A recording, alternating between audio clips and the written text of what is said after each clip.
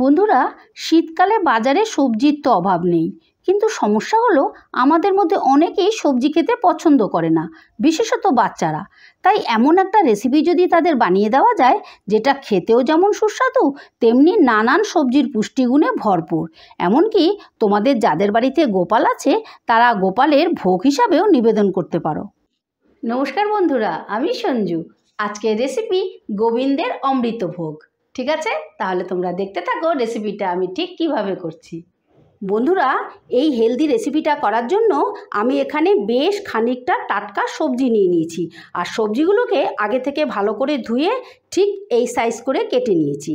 আর কফিটাকে আমি আগে থেকে একটু গরম জলে ভাপিয়ে রেখেছি, যাতে গ্যাস অম্বল না হয়। আর এইদিকে আমি এক বাটি মটরশুঁটি নিয়ে নিয়েছি। এইদিকে নিয়ে নিয়েছি 50 গ্রাম মুগ ডাল। আর নিয়ে নিয়েছি বেশ খানিকটা কাজু আর কিশমিশ। আর নিয়েছি 100 গ্রাম গোবিন্দভোগ চাল। এবারে এই চালটাকে একটুখানি ঘি দিয়ে মাখিয়ে রাখবো, তাহলে কি হবে, রান্না করার সময় চালটা জড়িয়ে যাবে না। আর নিয়ে নিয়েছি 150 গ্রাম পনির। এবারে পনিরটাকে আমি ছোট ছোট করে কেটে নেব। দেখো, আমি এই রকম সাইজের পিস করে নিয়েছি, আর তোমরা তোমাদের পছন্দ মতন পিস করে নিও। এবারে গ্যাস ধরিয়ে একটা কড়া বসিয়ে দিয়েছি। প্রথমে আমি মুগ ডালটা ভেজে নেব।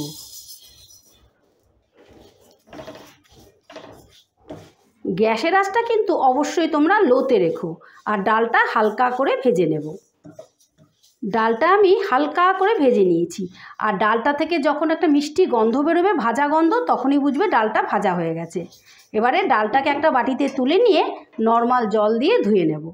এবারে পনিরটা ভেজে নেওয়ার জন্য কড়াতে দিয়ে দিচ্ছি সাদা তেল। এখানে আমি 2 চামচের মতন সাদা তেল দিলাম। তেলটা গরম হয়ে গেছে, এবারে দিয়ে দিচ্ছি পনিরগুলো।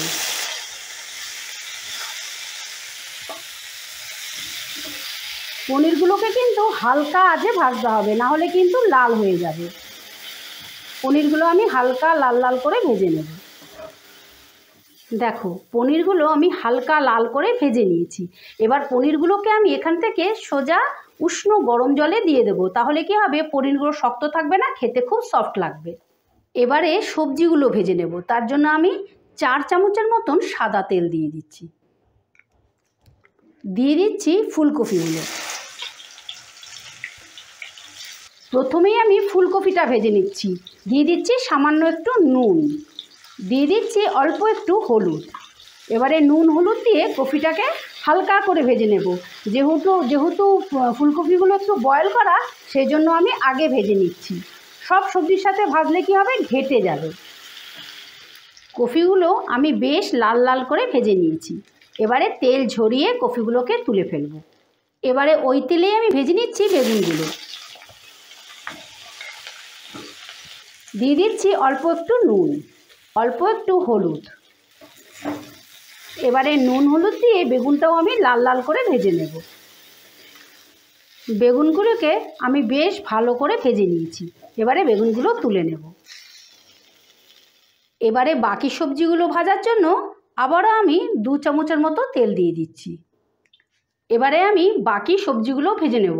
নিয়ে নিয়েছি বিনস, গাজর, আলু, কুমড়ো, ক্যাপসিকাম। দিয়ে দিচ্ছি সবজিগুলো।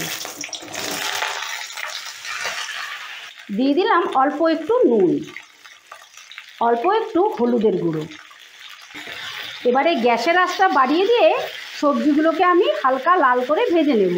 আর সবজিগুলোকে কিন্তু বারবার ঢাকা দিয়ে ভেজে নিতে হবে, তাহলে কি হবে, সবজিগুলো ভাজাও হয়ে যাবে আর খানিকটা সেদ্ধও হয়ে যাবে। এই দেখো, 3-4 বার ঢাকা দিয়ে সবজিগুলোকে আমি বেশ ভালো করে ভেজে নিয়েছি। আর হ্যাঁ বন্ধুরা, এই শীতের সময় কিন্তু বিভিন্ন ধরনের টাটকা সবজি পাওয়া যায়। আর এই সময় তোমরা এই রেসিপিটা অবশ্যই একবার তৈরি করো, কারণ এই রেসিপিটা খেতে যতটাই টেস্টি ততটাই হেলদি। সবজিটা ভাজা হয়ে গেছে, এবারে আমি সবজিগুলোকে তুলে নিচ্ছি। এবারে ওই তেলেই আমি দিয়ে দিচ্ছি অল্প একটু ঘি। এবারে গ্যাসের আঁচটা কমিয়ে নিয়ে আমি দিয়ে দিচ্ছি ফোড়ন। ফোড়নে দিচ্ছি এলাচ, দারচিনি, শুকনো লঙ্কা, তেজপাতা আর 5 ফোড়ন। বন্ধুরা, তোমরা এই রান্নাটা শুধু তেল দিয়েও করতে পারো বা শুধু ঘি দিয়েও করতে পারো। শুধু ঘি দিয়ে করলেই বেশি ভালো হবে খেতে, না হলেই আমার মতন তেল আর ঘি দিয়ে মিশিয়ে করতে পারো, তাতেও খুব টেস্ট হবে। ফোড়নটা সুন্দর করে ভেজে নিয়েছে, ফোড়নটা থেকে একটা মিষ্টি গন্ধ বেরিয়েছে। এবারে দিয়ে দিচ্ছি আদা বাটা আর কাঁচা লঙ্কা বাটা। এখানে আমি অল্প একটু আদা আর 4-5টা কাঁচা লঙ্কাকে একত্রে বেটে নিয়েছি, দুটোই একসাথে দিয়ে দিলাম। দিয়ে দিচ্ছি অল্প একটু জল। এবারে এই মশলাটাকে আমি হালকা করে একটু ভেজে নিচ্ছি, মানে যাতে আদার কাঁচা গন্ধটা চলে যায়। এই আদা আর কাঁচা লঙ্কাটা আমি মিনিট খানিক ভেজে নিলাম, আর আদার কাঁচা গন্ধটাও চলে গেছে। এবারে দিয়ে দেব গুঁড়ো মশলা। দিয়ে দিচ্ছি স্বাদ মতো নুন, পরিমাণ মতো হলুদ, দিয়ে দিচ্ছি ভর্তি 1 চামচ জিরের গুঁড়ো, 1 চামচ ধনের গুঁড়ো, আর একটু চটপটা হওয়ার জন্য দিয়ে দিচ্ছি 1 চামচ শুকনো লঙ্কার গুঁড়ো। এবারে এই মশলাটাকেও ভালো করে কষিয়ে নেব। যতক্ষণ না মশলাটা তেল ছেড়ে দিচ্ছে ততক্ষণ কিন্তু কষাতে হবে। মশলাটা আমি ভালো করে কষে নিয়েছি, আর মশলাটা থেকে তেলও ছেড়ে দিয়েছি। এবারে দিয়ে দিচ্ছি ভেজে রাখা সবজিগুলো। একই সাথে দিয়ে দিচ্ছি 1 বাটি মটরশুঁটি, আর দিয়ে দিচ্ছি ভেজে রাখা মুগ ডাল। একই সঙ্গে দিয়ে দিলাম গোবিন্দভোগ চাল। এবারে সমস্তটা মশলার সঙ্গে ভালো করে কষিয়ে নেব, মানে মিনিট 5-এর মতন কিন্তু ভালো করে কষিয়ে নিতে হবে, তাহলে কিন্তু রান্নাটা খেতে খুব ভালো লাগবে। বন্ধুরা, তোমরা কিন্তু এই রেসিপিটা যে কোনো উপোসের দিনে গোপালকেও ভোগ দিতে পারো, বা তোমরা নিরামিষের দিনেও খেতে পারো। চাল, ডাল আর সবজিগুলো ভালো করে আমি মিনিট 5-এর মতন কষিয়ে নিয়েছি। এবারে দিয়ে দিচ্ছি জল। আমি এই বড় কাপের 1 কাপ জল দিলাম। এবারে সমস্তটা ভালো করে মিশিয়ে দিচ্ছি। এবারে বয়েল হওয়ার জন্য গ্যাসের আঁচটা মিডিয়ামে রেখে আমি 5 মিনিটের মতো ঢাকা দিয়ে দিলাম। 5 মিনিট বাদে ঢাকাটা তুলে নিলাম। এই দেখো, ডাল, চাল, সবজি সবটাই ভালো করে সেদ্ধ হয়ে গেছে। তোমরাও কিন্তু এই আন্দাজেই জলটা দেবে, যাতে জলে মানে সেদ্ধ হওয়ার জন্য যতটুকু জল লাগবে ততটুকু। বেশি দিলে কি হবে, ভাত ভাত হয়ে যাবে, এরকম ঝুরঝুরে হবে না। এরকম ঝুরঝুরে হলে কিন্তু খেতে বেশি ভালো লাগবে।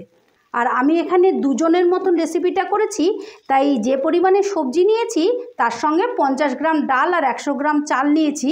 আর তোমরা যদি বেশি লোকের জন্য করো সেই ক্ষেত্রে তোমরা সমস্ত জিনিস একটু বাড়িয়ে নেবে। এবারে দিয়ে দিচ্ছি ভেজে রাখা কফি আর বেগুন। একই সাথে দিয়ে দিচ্ছি বেশ খানিকটা কিশমিশ আর কাজু বাদাম।